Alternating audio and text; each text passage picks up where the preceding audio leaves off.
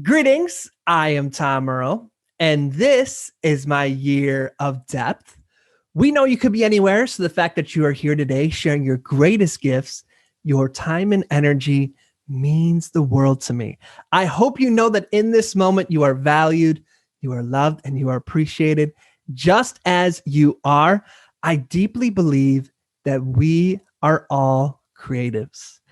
And what I've created for you is a series where we're going to use the same intro each week, but different guests that are going to bring to you specific and moving stories on how they tap into their creativity. All of us carry around what Brene Brown calls creativity scars, where at some point in our lives, usually when we were children, when we were expressing our creativity, usually an adult or someone we cared about shamed us. And it changed the way we viewed ourselves as creatives. My intention for this series is for you to let go of some of that shame and to tap more deeply into the power of your creativity. As I mentioned, each week, I'm going to share with you some fun stories, some powerful stories, some vulnerable stories of people sharing with you their creativity, and most importantly, their invitation to you to step more deeply into your creativity. Like I said, we'll use the same intro, but we're going to have different guests join us each week. So I think that's enough for me. Let's go ahead and jump into our next guest. Here we go.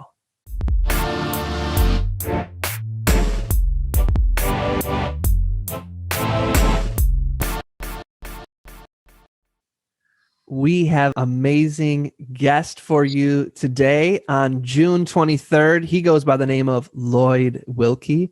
How you doing today, Lloyd? Hey, I'm doing okay. One of the favorites. You're back. Lloyd has been on with us before. TomReal.com/Lloyd is where you can check out his full interview where he talks a lot about the mindful policing work that he's doing. He has a nonprofit now, which we're going to have you back on the show to talk about that. But today we want to talk about the side of Lloyd you might not have gotten a chance to hear about, which is the creative, the expressive, the artist, Lloyd Wilkey. So Lloyd, before we jump into that, how would you describe yourself in 6 words? You know, you and these questions with the 6 word, I was thinking about that, and I boiled the 6 words down to 2 words. I try to simplify things. It's complicated. Break it down for us. How did you arrive at those 2 words? Well, I had a bunch of words that just came up.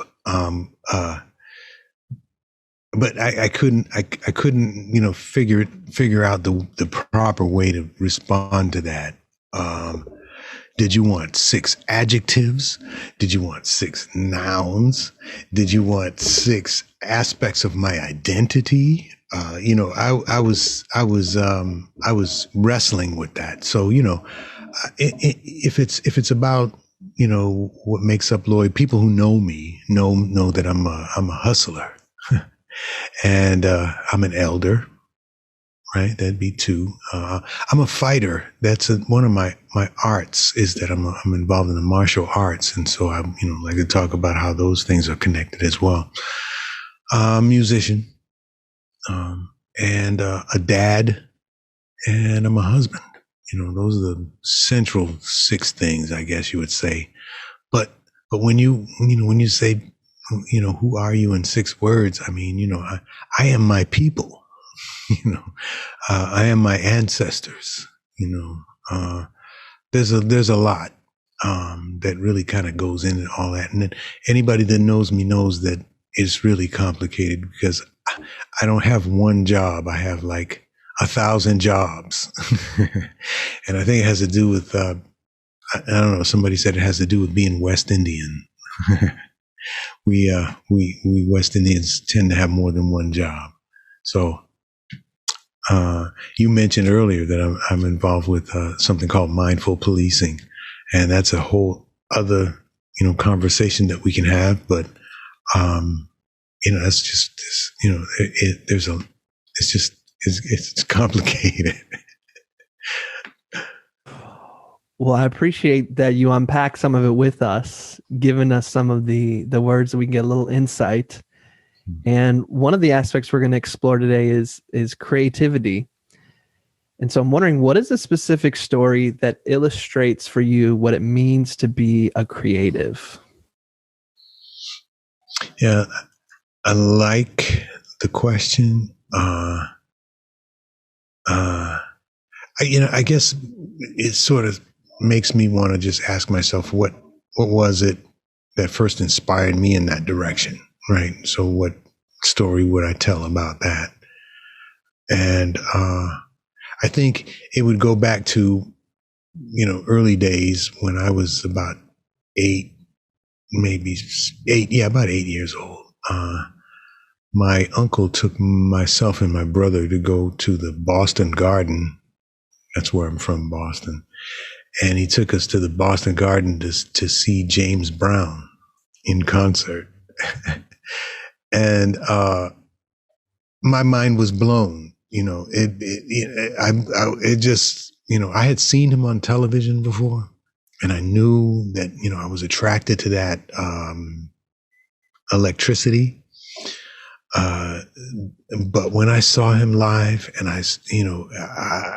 it was explosive, and I think, for a lot of reasons, but the main one was about his power.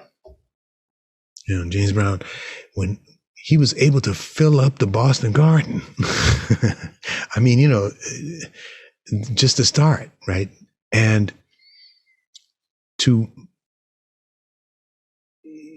instigate an entire, thousands of people to just like have this kinetic energy, it was mind-boggling to me to see all of the frenzy that he was really in control of. You know what I mean? I don't know. I don't really know how to say it. When he lifted his hand and he did this, the band stopped, and everything stopped. And then when he lifted his hand again, everything just erupted again. And it was like, oh, wow, that's power. I'm just amazed by that and what he's able to do with that power. And, I later in life saw him use that power again several years later in Boston when Dr. King was assassinated. He was scheduled to do a concert that week, that I think it was that day or that night or something, if memory serves me, or at least the day after something. And, there were rebellions and cities burning all across the country, as a result of Dr. King's assassination. And James Brown was able to save Boston from erupting. I saw it. He was able to calm the city down, or he just brought all of the city together. And because they were going to cancel the concert and all that, he said, no, we're going to do the concert. What we're going to do, and he sat the mayor down and the police people and everybody. He said, what we're going to do is we're going to do it live on TV. They got together and they gave, instead of us doing what we did before, we're going to do it live in the Boston Boston Commons. I think it was a big park. We're going to do it outside free, and oh man, the mayor and the city council, they weren't really feeling all that because they had just seen, Detroit and all these other cities just burn to a flame. You know what I mean? But he was able to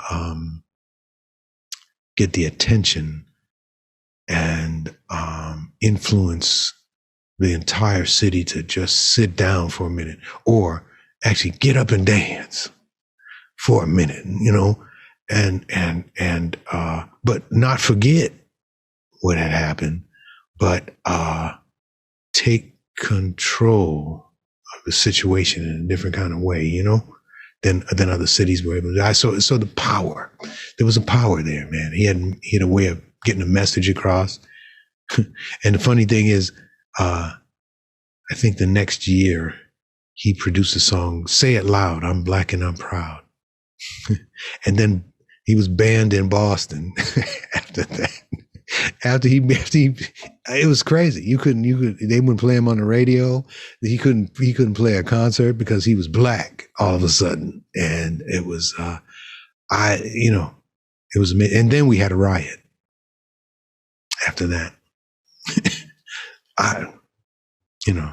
What else can I say? I just, when we finish this interview, I just read a fantastic book on James Brown that I'll have to mention to you. Blew my mind. So Lloyd, that was awesome. Thank you for that. So many, I have to be disciplined because there's so many follow-up questions I have. So I'm going to hold on to them. And if we have time, I'll ask them at the end. But I do want to know, how has your art evolved? How's my art evolved? Well, looking at me, you can tell that I have evolved. I was influenced at a very early age to get into music.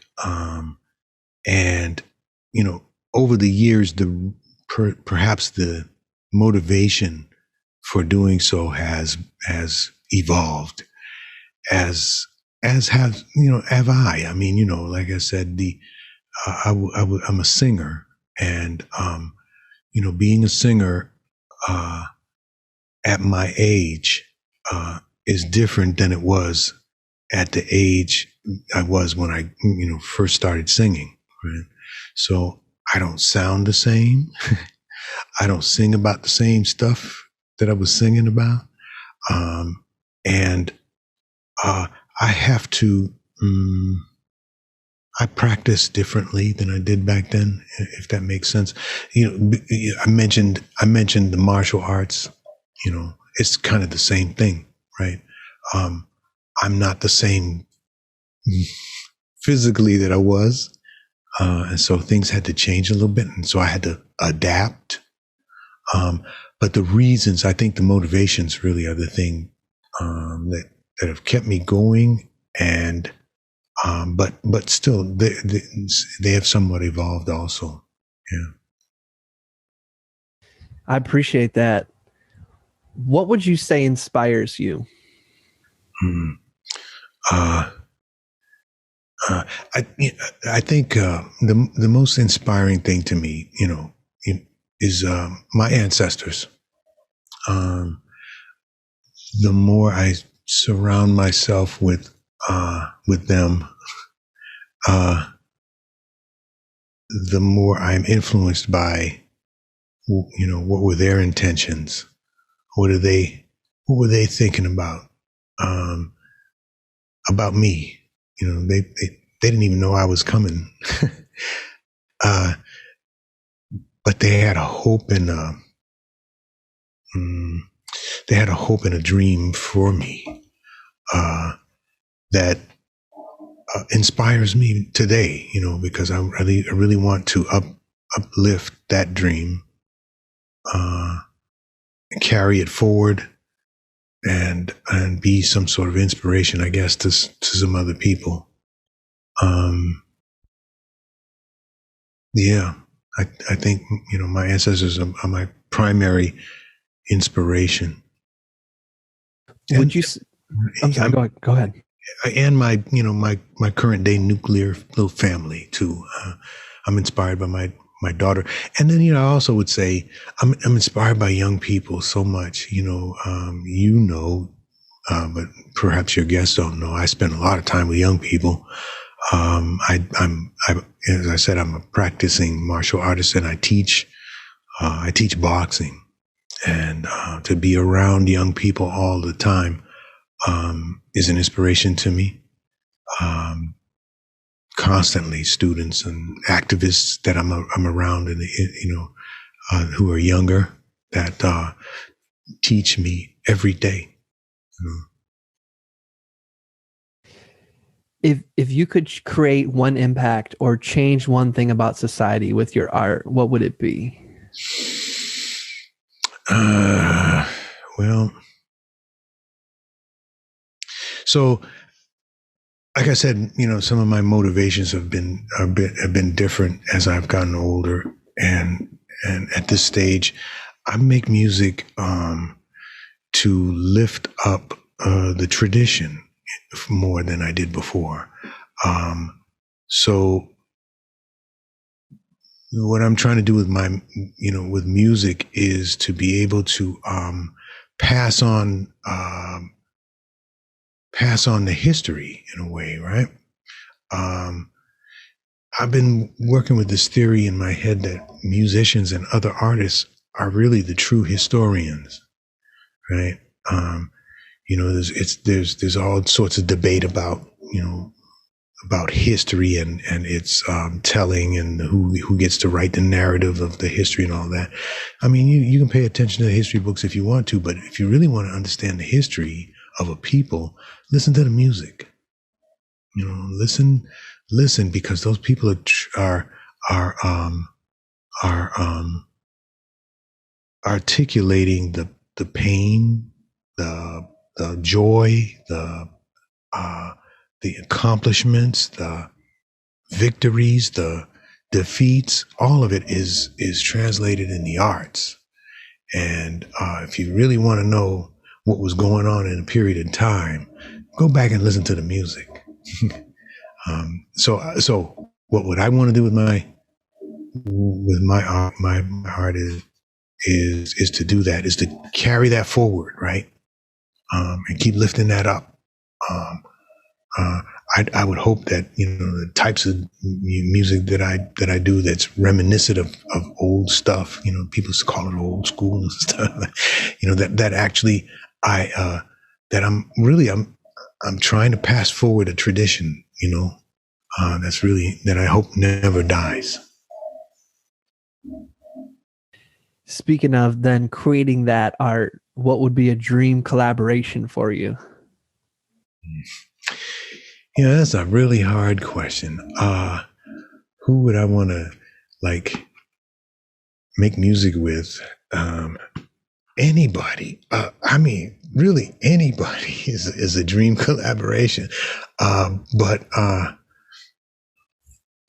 I mean, I listened to some folk today that really have been inspirational. I'd like to, I could do a thing with Alicia Keys. Oh man, I can't even begin to, okay, so my dream collaboration would be, here it is, that someday I'm singing with Earth, Wind and Fire. Right, there it is.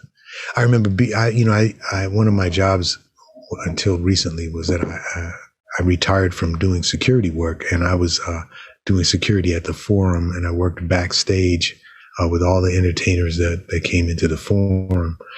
And it was really weird that when Earth, Wind and Fire was there, because I had no interaction with them at all.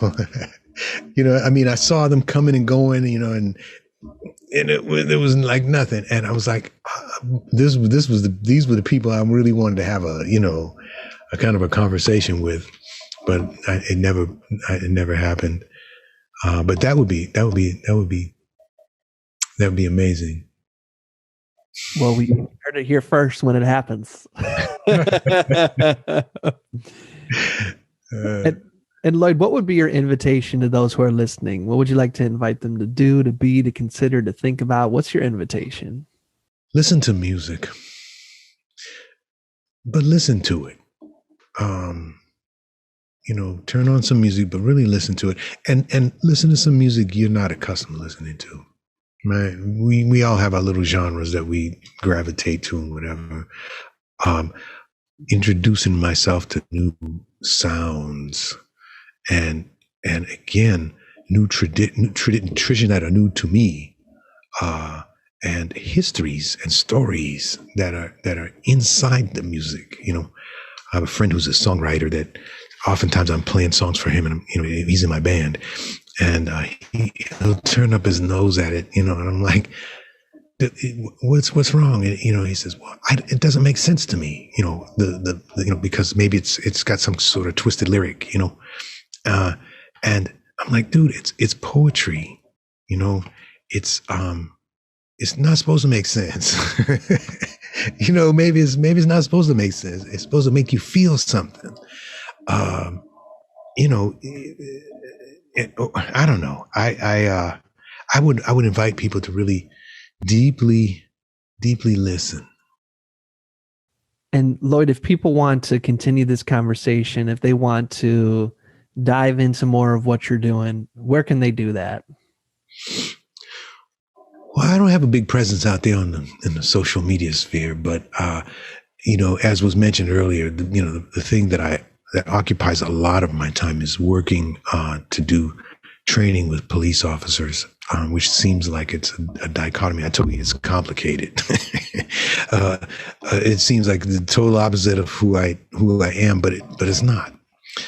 They're connected. But if you wanted to reach me, you could go to a website, mindfulpolicing.org. You'd see me there, and you'd see a lot about my work there with policing. But also, that'd be a way for you to connect with me, and I could point you in other directions. That's one good place. And we'll have that in the show notes, mindfulpolicing.org. Lloyd, how would you describe this conversation in one word?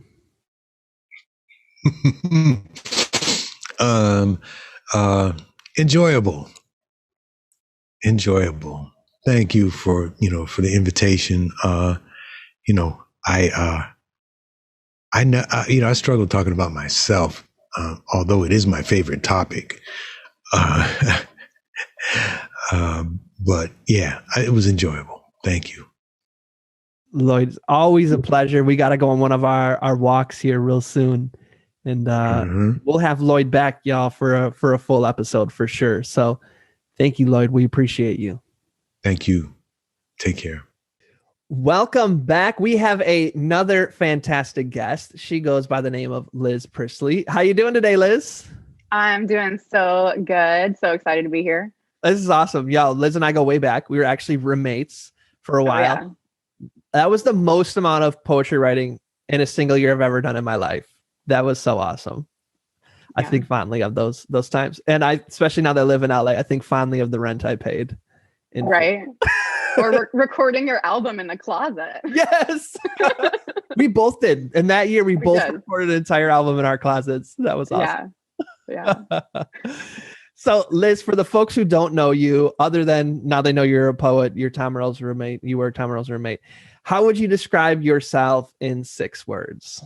In 6 words, I would say passionate, intersectional, feminist, poet, leader, and educator. Yes, I love that. How did you pick those words? I looked at my Instagram bio and I was like, I picked some words previously. I think passionate because that one speaks to my little heart.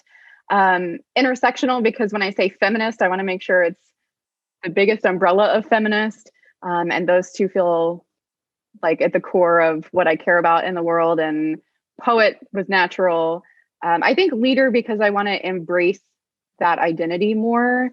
And not be scared that doesn't mean, you're bossy or, trying to be too much or, so embracing that one. And educator, because I've been teaching for years. Talk to me a little bit more about the leader one.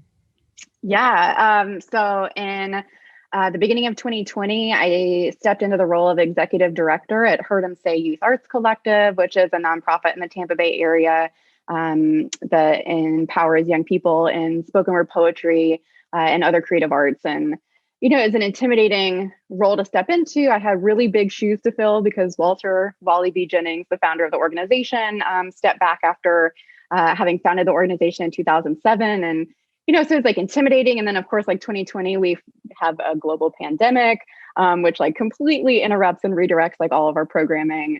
And so it's been a journey for sure. How do those other words inform your leadership?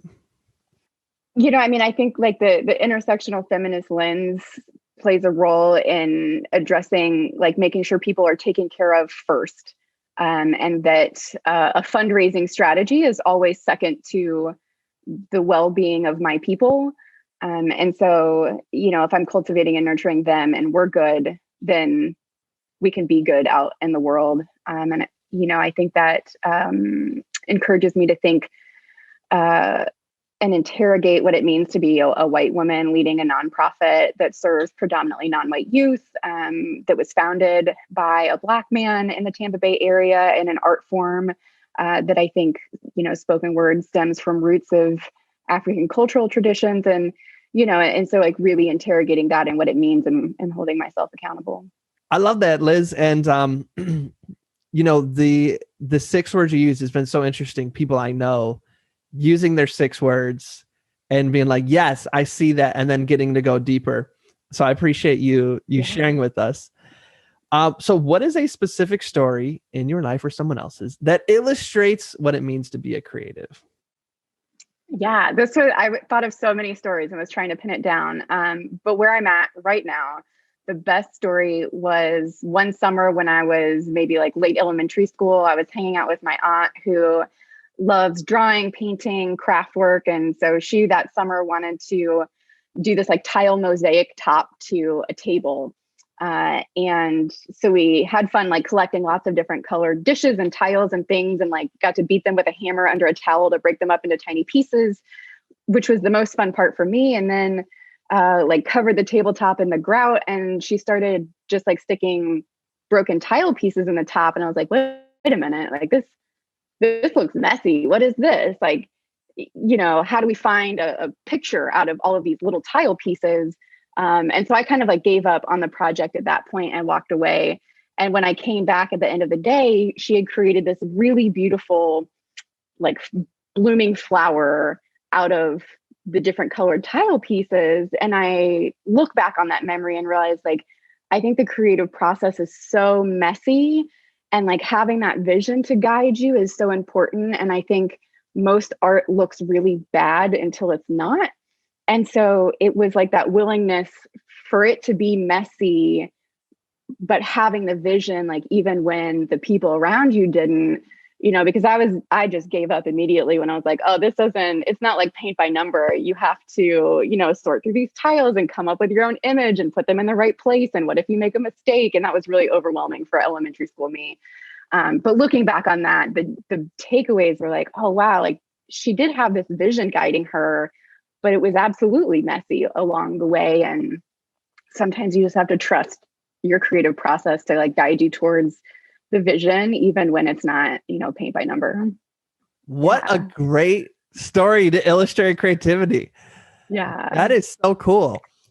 What is your advice for folks who are kind of like the part of the story that you shared of yourself, where it's like, I'm in the messy and I can't get through it, so I walk away. And like, that's kind of continually where I find myself in the creative process. What's your reflection, thoughts, things you want to share with them?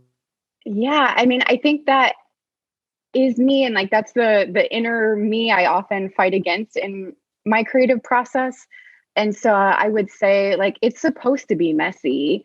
And I think it's like that ugly voice of perfectionism telling you that like, if it's messy, then it's never going to be good and you're never going to be good. And if it's not perfect, the minute it like hits the page as a poet or, whatever the art form is, that, it's not good enough. And I think that's just the inner insecurity critic, coming out that you need to shove back in, and get comfortable with the messy part, because it often leads to my best work is when I let it be messy and I dig through it and I get trusted feedback. And, I think you can't doubt the work coming out of you, because you don't know where it's going to go until you, keep pulling it out.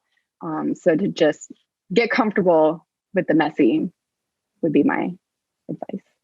I love that. I remember I'm thinking of when we created a poem together. I don't know if I remember a single word. I'm like in my mind trying to figure out, do you remember any words from the poem? I don't think I do. I remember a Google Doc that we like highlighted your words one color and my words one color, yes. But like what those words were. But I think like you were such a good creative partner because like you could say anything in that moment. And then we could like work through the line, or we could say, oh, that actually takes me to this line or to this line, or what it sounds like you're trying to say is this over here. And like, then you get to the good stuff. But I think if you're afraid to say something because it could sound bad is like when, that self-doubt stops you before you get started. Well, I appreciate that affirmation. And if I can return an affirmation, it's, Wally B's been one of our most reoccurring guests. So folks know who he is. We had him on for an episode when he was stepping down to share his story. And we had said, one day we'll get to have Liz on. So we're glad to have you here. What makes me so excited about you being the executive director of Heard 'Em Say is like the space you create when I would share my writing with you was so like nurturing and receiving and safe. And it was like that perfect combination of like, I hear you, I love it. And here's some ways I think you can take it to the next level. So it makes me so excited that that's now what you do, that you are doing that for young people, getting to share that gift that I think you have of creating space and processes for creativity. Thank you so much. I love that affirmation. Look at us back at it. So Liz, so we're talking about back in 2011, 2012. How has, you don't have to say, pick that as the milestone, but how has your art evolved? Yeah. I think back when like we were writing poems together, that was the beginning of my journey as a spoken word poet. And it started as like a process of just spilling out poems and often like very little editing. And I was just so empowered by the ability to perform a poem in front of an audience. That was like really the driving force. And I don't know if those had been poems that were just like marinating in the subconscious for years. And like, that's how they came out so fully formed. Or if my editing game has like just stepped up in the years since. But I don't find it as easy. Like poems don't just like spill out in completion anymore the way they did when I was a like new baby poet. And so now I think my creative process is really more challenging myself to be more vulnerable and to be open to like the truth that I know is going on in my head, that like feels hard to pull out, and creating space for myself to do, what you described as like a creative partner to, be nurturing and welcoming to like whatever's coming out, and then to challenge it. Okay, how could this be better? And I think I realized I wasn't doing that for myself all the time. And so, learning how to turn that one inward. So I think it went from like an initial spilling out to now a much more intentional process, and I might jot down an idea in my phone or in a notebook and marinate on it for like years.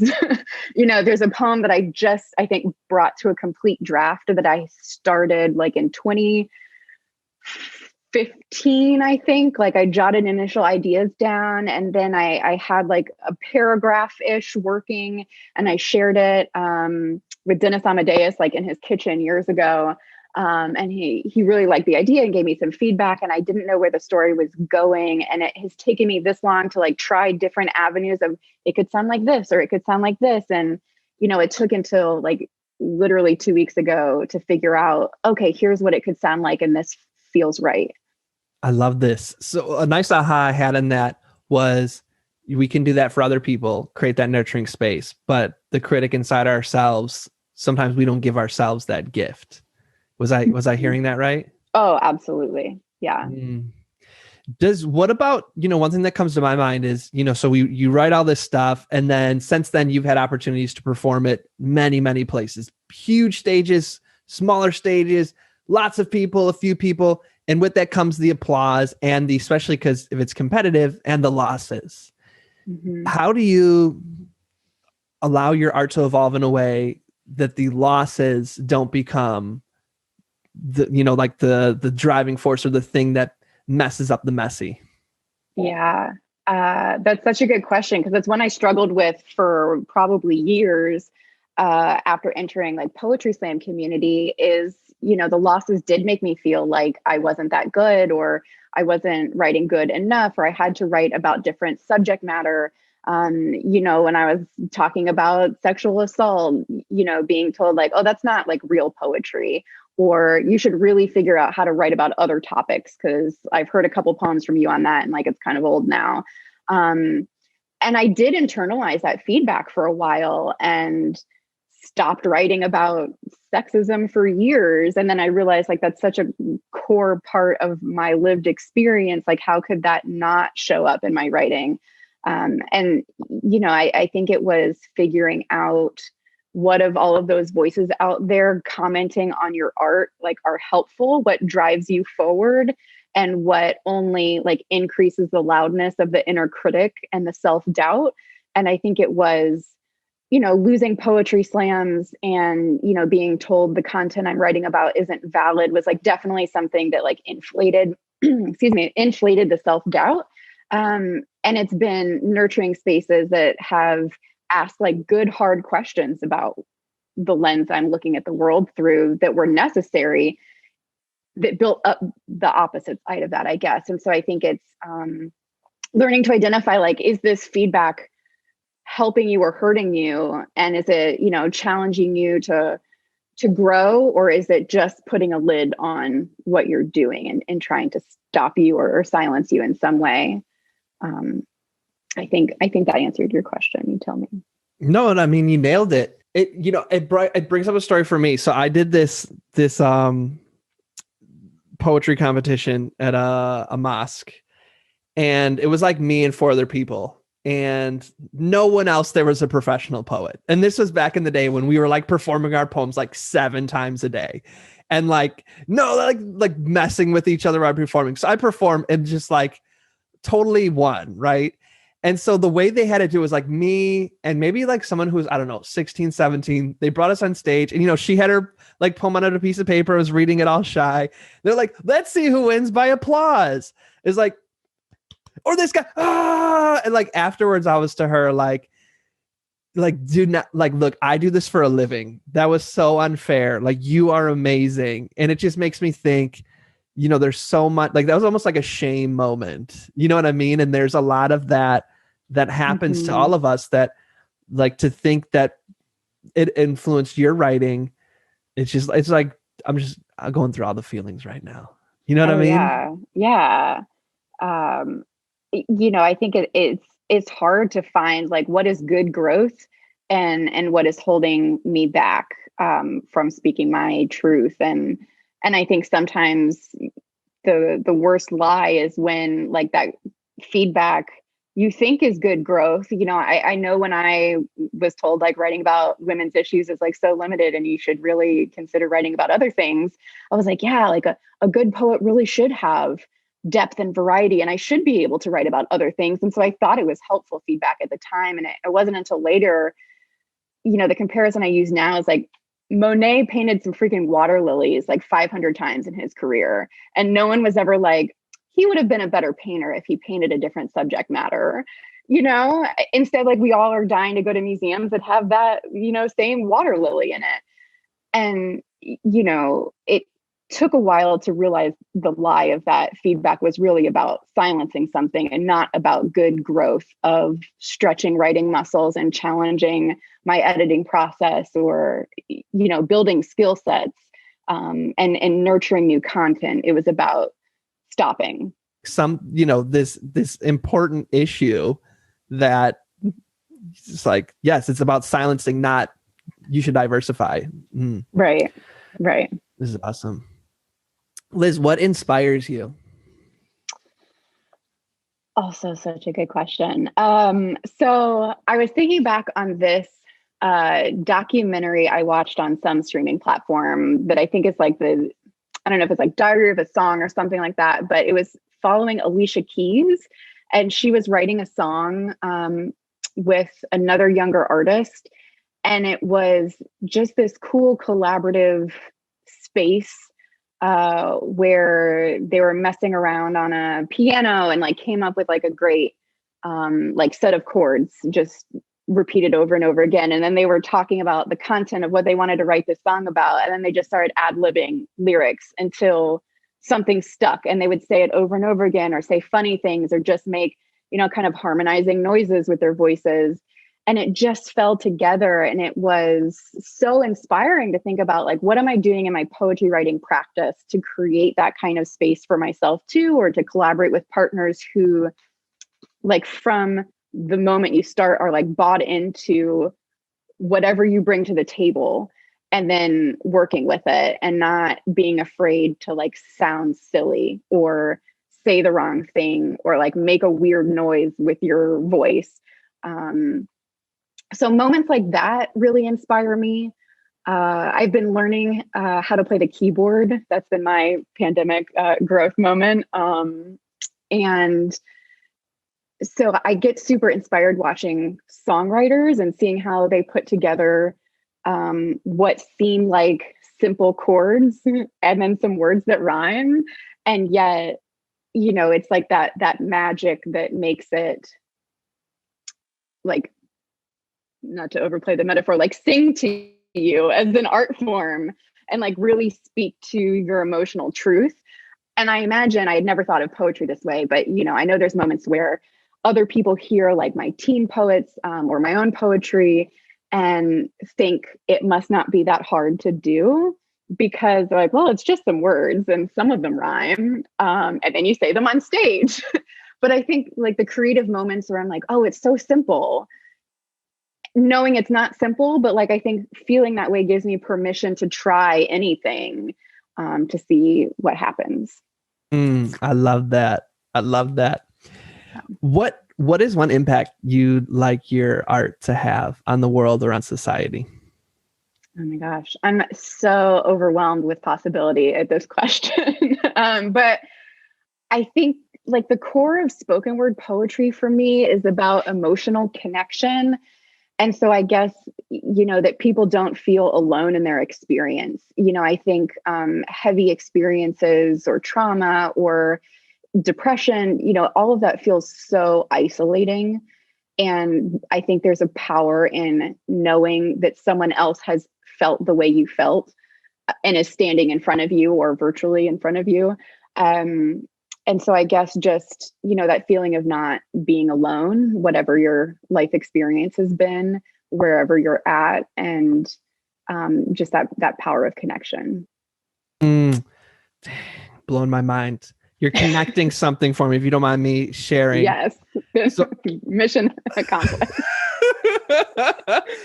So I just did this presentation on the science of storytelling, and I actually broke down the chemicals that get released in our brain and when. Like when there's a cliffhanger, there's actually like a chemical reaction in your brain that makes you want to know what's going to happen. And so blah, blah, blah, all these that I talk about. So it's like, yes, there is an actual chemical reaction in our brain when we feel seen and heard. When I tell a story or a poem and you feel seen and heard, it's not just like emotional, it's biochemical that you create that reaction in someone. I love that is the impact. I love that so much. Yeah. I love your answer, Liz. This is awesome. I mean, because it's selfishly what I'm looking for when I'm looking at art in the world around me, is to feel that feeling. And so that's how I got to it. It was like, it started selfishly because that's what I want to.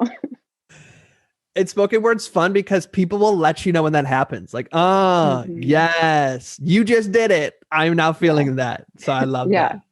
Yeah. So since you and I have already done a collaboration, what is your dream collaboration outside of that? Well, obviously.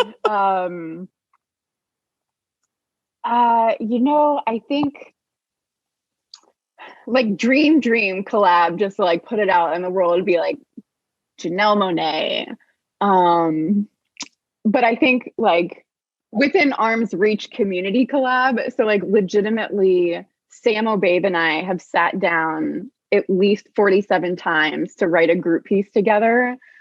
And it has never happened because of so many reasons. Like we'll get into something and we'll talk it out.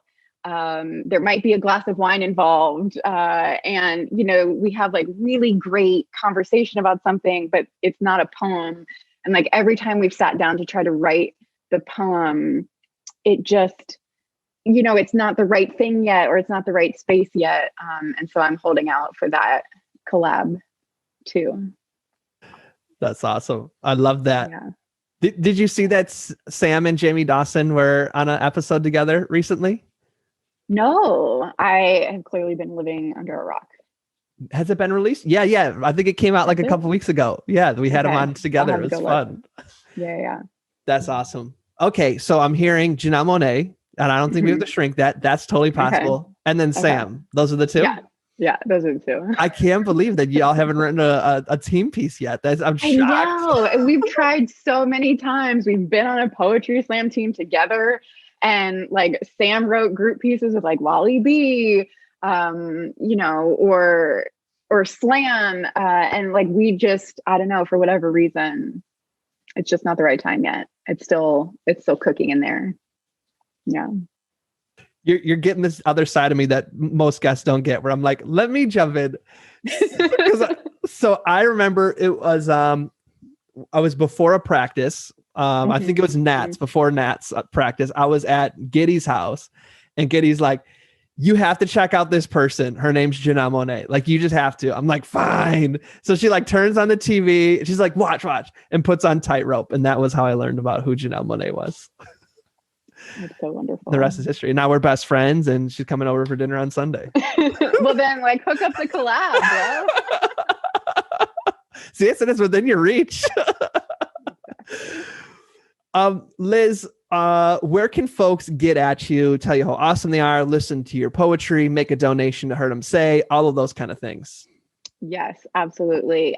So for Heard 'Em Say, they can go to heardemsay.org, HEARDEMSAY.org, or they can find me at Liz Prisley on Instagram, LIZPRISLEY.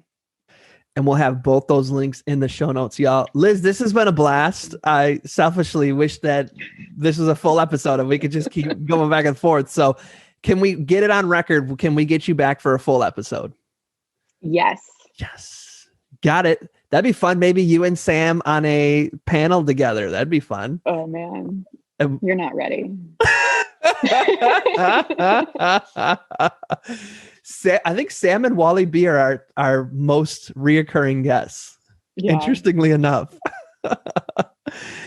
So, Liz, what is your invitation to those who are listening? What would you like to invite them to do, to be, to consider, to think about? What is your invitation? Yeah, I think my invitation is to practice interrupting your inner critic, and interrupting like that pressure of perfectionism, which is just ugly.